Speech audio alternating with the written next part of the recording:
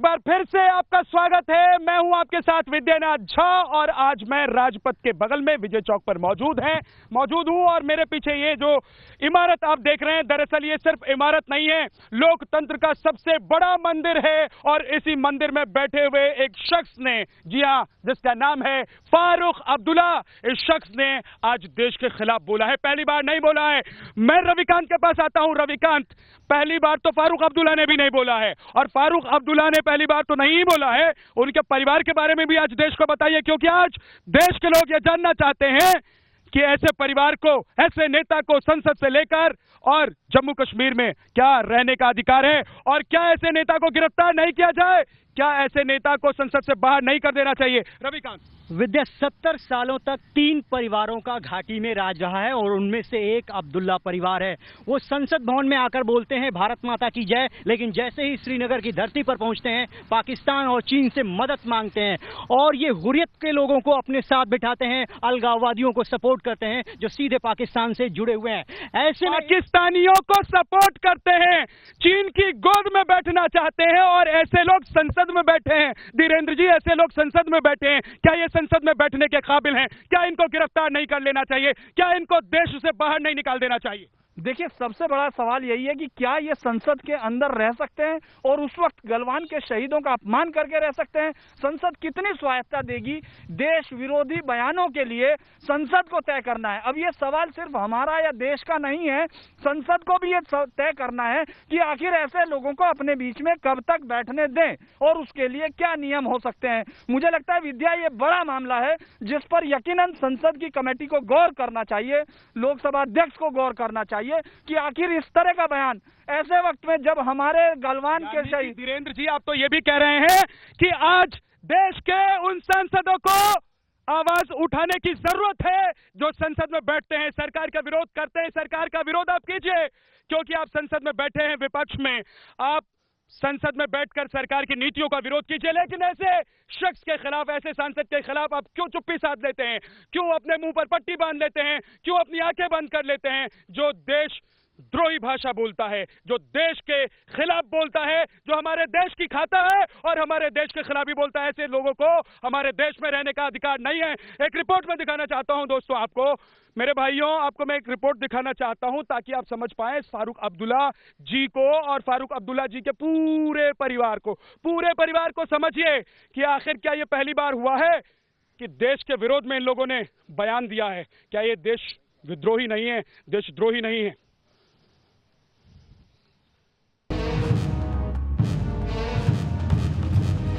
खड़े मारते हैं। फारूक अब्दुल्ला कहता है जी वो सा पाकिस्तान का, मैं कहता हूं वो है उनका। क्या वो चूड़ियां पहने हुए बैठे हैं? उनके पास भी एटम बम है, क्या उसे हमें मरवाना है क्या? कोई एक बयान हो तो इत्तेफाक कहकर टाल भी दिया जाए, लेकिन जुबान से जब देश के लिए ऐसी कड़वाहट बार बार निकले तो इसे महज इत्तेफाक नहीं कहा जा सकता। इतिहास के पन्नों को पलटे तो अब्दुल्ला परिवार के सियासी नुमाइंदों में हिंदुस्तान के प्रति ऐसी कड़वाहट की लंबी फेहरिस्त थी। शुरुआत अगर फारूक अब्दुल्ला के पिता शेख अब्दुल्ला से करें तो उन्हें लेकर विवाद कम नहीं है। शेख अब्दुल्ला ने जिन्ना की मुस्लिम लीग की तर्ज पर मुस्लिम कॉन्फ्रेंस बनाई और जम्मू कश्मीर के लिए अलग इस्लामी झंडा पेश किया। 1948 में जम्मू कश्मीर के प्रधानमंत्री बनने के बाद उन पर आरोप लगे कि राज्य में शासन की लगाम थामे रहने के लिए उन्होंने पाकिस्तान से अपनी कड़ियां जोड़ ली। उन पर ये आरोप भी लगने लगे थे कि वो आजाद कश्मीर चाहते थे। आईबी के पूर्व चीफ बीएन मलिक ने अपनी किताब में दावा किया है कि शेख अब्दुल्ला ने विदेशी गुप्तचर एजेंसी के अधिकारियों के साथ बैठक की थी। किताब के मुताबिक साल 1953 में शेख अब्दुल्ला कश्मीर को आजाद देश बनाने की बात करने वाले थे। इतना ही नहीं, 1965 में चीन के राष्ट्रपति से मुलाकात करने के लिए शेख अब्दुल्ला अल्जीरिया में 4 दिनों तक उनका इंतजार करते रहे। लेकिन अपने मुल्क का खाना और चीन पाकिस्तान के लिए गाने का ये सिलसिला अब्दुल्ला परिवार में आगे भी जारी रहा। चीन के सहारे जम्मू कश्मीर में धारा 370 की वापसी का ख्वाब सजाने वाले फारूक अब्दुल्ला ने 24 सितंबर को खुलेआम चीन के शासन की वकालत की थी। धारा 370 खत्म करने को लेकर भी फारूक अब्दुल्ला के ये बोल उनकी देशद्रोही मानसिकता की ओर इशारा करते हैं। हम इसका मुकाबला करेंगे इंशाअल्लाह, हम इसके खिलाफ खड़े हो जाएंगे। 370 वो कहते हो खत्म करो। अरे करोगे तो फिर इलाहाब किधर रहेगा? अल्लाह की कसम कहता हूं, मेरे ख्याल से अल्लाह को यही मंजूर होगा हम इससे आजाद हो जाएंगे। करें, हम भी देखते हैं, हम भी देखते हैं। मैं भी देखता हूं फिर कौन इनका झंडा खड़ा करने के लिए तैयार है। अब जरा पाकिस्तान के कब्जे वाले कश्मीर को लेकर दिए गए उनके विवादित बयान को भी सुन लीजिए। पाकिस्तान एक हिस्सेदार है, खुद ये कहते हैं पार्लियामेंट में, इनका रेजोल्यूशन है कि वो हिस्सा जो पाकिस्तान के अंदर है वो हमारा है। अरे तुम्हारे बाप का है क्या? तुम्हारे पास वो ताकत नहीं है कि तुम वो हिस्सा ले सको। एक दिन इस हिंदुस्तान की इस बड़ी हुकूमत को पाकिस्तान से बात करनी पड़ेगी। Stand by. तो सुना आपने, देखा आपने कि न सिर्फ फारूक अब्दुल्ला बल्कि इनके तमाम जो परिवार के लोग हैं वो भी किस तरह से बोलते हैं देश के खिलाफ। और मेरे साथ इस वक्त डॉक्टर पीएम त्रिपाठी जी मौजूद हैं। पीएम त्रिपाठी जी, मैं आज पूछ रहा हूं यहां से राजपथ से खड़ा होकर, संसद के सामने खड़ा होकर मैं पूछ रहा हूं, और पूछ रहा है आज पूरा देश, क्योंकि पूरा देश आज ये जानना चाहता है। आप तो विशेषज्ञ हैं पीएम त्रिपाठी जी, बताइए आज देश को कि क्या ऐसे व्यक्ति को इस संसद भवन में बैठने का अधिकार है, इस देश में रहने का अधिकार है, जो देश के खिलाफ बोलता है, जो देश को तोड़ने की बात करता है, और एक बार नहीं करता है, बार बार करता है, जो देश में जयचंद की तरह बैठा हुआ है। पीएम त्रिपाठी जी। फारूक अब्दुल्ला जैसे लोगों को मैं सिर्फ इतना ही कहूँगा कि खुद चीन अपने मुल्क के मुसलमानों के साथ, उइगर मुसलमानों के साथ जिस तरीके का बर्ताव करता रहा है उससे भी उनकी आंखें नहीं खुलीं। और जिस तरीके से उइगर में मुसलमानों का कत्लेआम किया गया, उनकी जनसंख्या को बदलने की कोशिश की गई, उनके तौर तरीके, उनके त्यौहार, उनकी पवित्र पुस्तक कुरान को लेकर जिस तरीके से सरकार के चीन के लोगों ने काम किया, आज भी पाकिस्तान और फारूक अब्दुल्ला जैसे लोग इसको समझने को तैयार नहीं। जहाँ तक फारूक अब्दुल्ला के मुखालिफ कोई कार्रवाई करने की बात है, तो मुझे लगता है कि ये बयान उन्होंने संसद के भीतर तो दिया नहीं है, अपने आप पुलिस को इसमें एफआईआर दर्ज करके एक्शन लेना चाहिए। संसद के बाहर दिए गए बयानों के लिए आपको बीच में रोक रहा हूं, प्रकार से जिम्मेदार हैं। PM Tripathi sir, PM Tripathi ji sir, मैं ये जानना चाहता हूं क्या संसद के बाहर निकलकर किसी सांसद को यह अधिकार मिल जाता है कि वो देश को तोड़ने की बात करे, वो देश को गाली दे और देश के टुकड़े टुकड़े करने की बात करे, 370 पर बात करे, जिसे देश से अब बाहर निकालकर फेंक दिया गया है। मैं आपके पास आऊंगा सर, लेकिन एक बार हमें चलना होगा जम्मू, क्योंकि यहां पर मौजूद है मेरे सहयोगी शहनवाज, और वहां पर प्रोटेस्ट हो रहा है फारूक अब्दुल्ला के खिलाफ, उनके बयान के खिलाफ। शहनवाज, बताइए क्या हो रहा है वहां पर, और जरा तस्वीर भी दिखाइए। देखिए विद्या, जब से फारूक अब्दुल्ला का ये बयान आया है कल से, और कल से ही देश भर में प्रोटेस्ट हो रहे हैं, लेकिन जम्मू में खास तौर से प्रोटेस्ट जो हैं वो देखे जा रहे हैं। और साफ तौर पर लोगों का कहना है कि 370 जाने के बाद से ही फारूक अब्दुल्ला पूरी तरह से जम्मू कश्मीर में और देश में इररेलेवेंट हो गए हैं, और उसी के लिए ये बयान जो है वो वहाँ पर दे रहे हैं ताकि उनकी मौजूदगी जो है वो दर्ज हो सके। लेकिन किस तरीके से सीधे बात कीजिए लोगों से, शहनवाज, सीधे बात कीजिए लोगों से, क्योंकि आज लोग जवाब देंगे फारूक अब्दुल्ला जैसे लोगों को। सीधे लोगों से बात कीजिए शहनवाज। क्या कहना चाहेंगे आप? ये मूछें स्पेशल चाइना से मंगवाई, ये हैट चाइना से आई। अब कोई जाना ही चाइना चाहता है, मैं क्या कर सकता हूँ। लेकिन मुझे तो वो फारूक अब्दुल्ला चाहिए था जो हिंदुस्तान जिंदाबाद का नारा लगाता था। अब वो फारूक अब्दुल्ला कहता मैं चाइना जा कर के दम लूँगा, और चाइना वाले 370-35 ये हटाएंगे। अरे चाइना का दम है, जिसको हम अंदर नहीं आने देते वो 370-35 हटाएगा।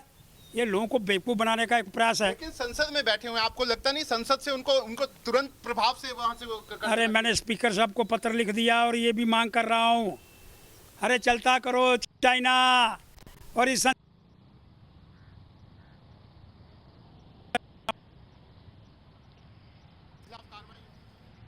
शहनवाज, मैं आपके पास लौट कर आऊंगा, लेकिन एक बहुत अच्छी बात कही है जो आपके साथ शख्स मौजूद थे। उन्होंने कहा कि आपने चीन से अपनी मूछें मंगवाई। हमने तो अभी तक सुना था मोहित राज दुबे कि मूछें हो तो नत्थूलाल की जैसी, लेकिन आज एक हमारे दर्शक हैं जो बैठे हुए इस वक्त वहां पर प्रोटेस्ट भी कर रहे हैं और मौजूद हैं हमारे सहयोगी के साथ। वो कह रहे हैं कि चीन से आप मूछें मंगवाते हैं, हैट मंगवाते हैं, अब चीन चले जाइए, चीन इतना पसंद है तो रोका किसने है आपको? देखिए, इनके पूरे खानदान में विद्या, ये बात समझनी बेहद जरूरी है कि ये गद्दारी का पहला मामला नहीं है। 1942 को याद कर लीजिए, भारत छोड़ो आंदोलन चल रहा था तो इनके पिता शेख अब्दुल्ला कश्मीर में हिंदू राजा के खिलाफ बगावत कर रहे थे। 1965 को याद कीजिए, जब वहां पे प्रधानमंत्री पद हटाकर राज्यपाल पद रखा गया तो उन्होंने जाके चीन के राष्ट्रपति से मुलाकात कर ली थी। याद 2019 को भी करिए, जब उनके बेटे फारूक अब्दुल्ला के बेटे उमर अब्दुल्ला ने कहा कि फिर से प्रधानमंत्री बनाया जाना चाहिए। तो इनके रगों में गद्दारी है और न्यूज नेशन बिल्कुल भी इस आवाज को दबने नहीं देगा और उठाता रहेगा। दबने नहीं देगा। मैं अपने एक और सहयोगी के पास चलता हूं, धीरेन्द्र पुंडीर। ये बताइए, हमारे साथ मेहमान है, मैं उनके पास भी चलूंगा, लेकिन धीरेन्द्र जी, ये जो पूरा परिवार है ये इसी तरीके से बयान देने के लिए जाना जाता है, तो फिर इस परिवार के खिलाफ अभी तक एक्शन क्यों नहीं? ये जो संसद भवन में बैठे लोग जो बिना मतलब में मुद्दे उठाते हैं और गाली देते हैं एक दूसरे को, क्या इनको ऐसे लोगों के खिलाफ बोलने की जरूरत नहीं है? सवाल यहां नहीं उठना चाहिए क्या? ये सवाल अब संसद के गलियारे में ही पूछा जाना चाहिए, क्योंकि जनता की आवाज तो विद्या आप हम लोग न्यूज नेशन उठा ही रहा है। अब सवाल संसद से होना चाहिए कि आखिर ये बताइए कि कितने लोगों को और कब तक आप बर्दाश्त करेंगे देश के खिलाफ बयानों को? आखिर कहीं तो आपको रोकना होगा, कोई तो लक्ष्मण रेखा खींचनी होगी, कुछ तो तय होगा। संसद के अंदर बैठने के लिए आप कम से कम तिरंगा झंडा। नहीं, ये तो बड़ी अच्छी बात कही ना, ये तो बड़ी अच्छी बात कही। अभी हमारे एक मेहमान हैं जो कह रहे हैं वो संविधान के विशेषज्ञ है और उनका मैं सम्मान करता हूं, लेकिन एक बात उन्होंने धीरेन्द्र जी कही है, उन्होंने कहा है कि संसद के भीतर आप क्या बोलते हैं और संसद के बाहर आप क्या बोलते हैं, इन दोनों बातों में फर्क है। तो इसका मतलब यह है कि संसद से निकलते ही आप गाली दे देश को? नहीं, देखिए, लगातार उनका भी शायद ये आशय होगा कि जब ये तय हुआ था उस समय ये सोचा नहीं गया था कि कोई देश को गाली दे सकता है। सोचा नहीं गया था, लेकिन एक परिवार ऐसा है।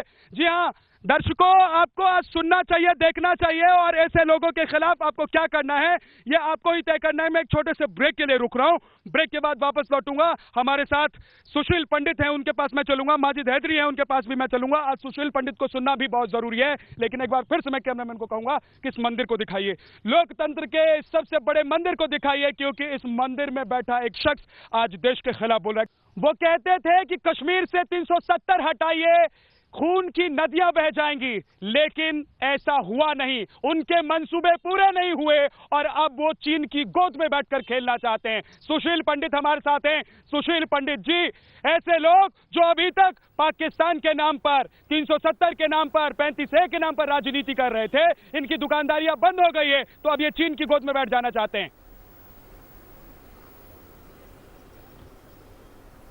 इनका बस चले तो ये शैतान के साथ भी समझौता कर लें, भारत को परेशान करने के लिए, यहां खून बहाने के लिए, यहां आतंक फैलाने के लिए। इनकी रग रग में भारत के प्रति घृणा भरी हुई है और ये उसी घृणा का एक नतीजा है, ये उसी घृणा का एक सबूत है। इन्होंने पाकिस्तान के साथ गठजोड़ किया, इन्होंने चीन के साथ गठजोड़ किया और आज ये इस्लामी जिहाद के साथ उसकी पुष्टपनाही कर रहे हैं। इन्होंने कश्मीर में आतंकवादी छोड़े इसी काम के लिए। इन्होंने वहां पर रोशनी एक्ट जैसा एक कानून बनाया जिससे जम्मू की हिंदू अक्सरियत को दबाया जा सके, मुफ्त में जमीन लूटने दी। इन्होंने वहां के जंगल हथिया लिए। इन्होंने कश्मीर में फारूक अब्दुल्ला के शासनकाल में वहां के हिंदू समुदाय को खदेड़ा गया। ये कभी मत भूलिएगा। बोलने का मौका दे रहा हूं, लेकिन देश के लिए बोलेंगे तो बोलेंगे। फारूक अब्दुल्ला के शासनकाल में वहां के हिंदू समुदाय को खदेड़ा गया। मैं आपका ऑडियो डाउन कर दूंगा, कश्मीर घाटी को चैनल पर बोलने नहीं दूंगा। बोले माजिद हैदरी, मैं आपको मौका दे रहा हूं, बोलिए। खुद मुख्यमंत्री थे। देखिए, बड़ी सिंपल बात है। आपने कहा डॉक्टर फारूक को सांसद से निकाल दो क्योंकि उसने राष्ट्र विरोध किया है। अगर डॉक्टर फारूक को निकालना है तो साथ में साध्वी प्रज्ञा को भी निकालो जिसने राष्ट्रपिता को अपमानित किया। ये धोखली पॉलिसी क्यों आपकी? निकालना है डॉक्टर फारूक को निकालो, लेकिन साथ में साध्वी प्रज्ञा को निकालो। फारूक अब्दुल्ला अब मैं साध्वी प्रज्ञा की बात करूंगा, आपकी बोलती बंद हो जाएगी।